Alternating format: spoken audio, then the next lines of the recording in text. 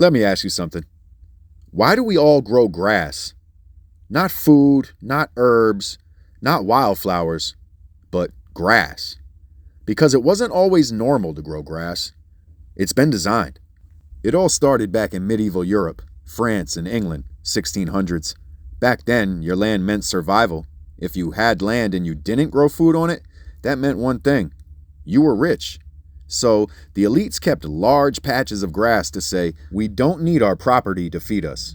Fast forward to the late 1600s, Versailles, where perfect lawns, trimmed hedges took total control over nature. Grass became a symbol of wealth, order, and power. Let's jump ahead another 100 years to England, 1800s, where grass lawns spread with the rise of private estates, then to public parks, which was meant to emulate these rich private estates for more common people.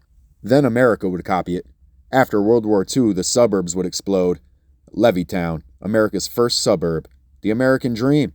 White fences, 2 kids, dog, lawn, grass.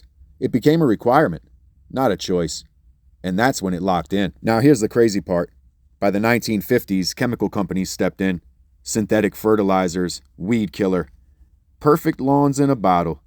Companies like Monsanto started pushing the agenda that nature was a problem that needed fixing. You know, in many places today, it's actually illegal to grow food in your front yard.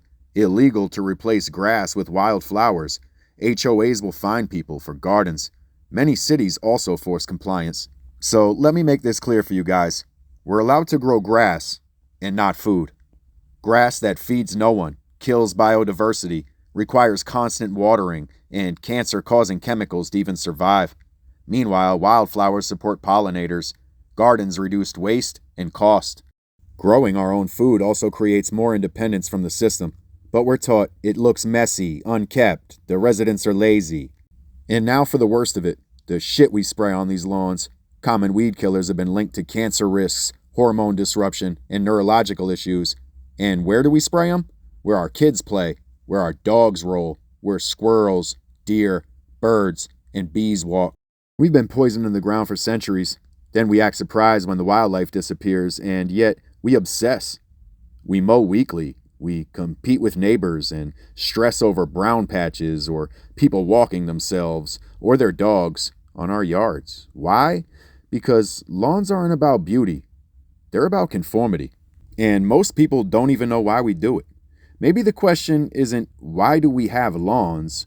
Maybe it's who decided that we needed them in the first place and who benefits from us keeping our lawns this way? It's an interesting question on an interesting topic. Hope y'all have a good one.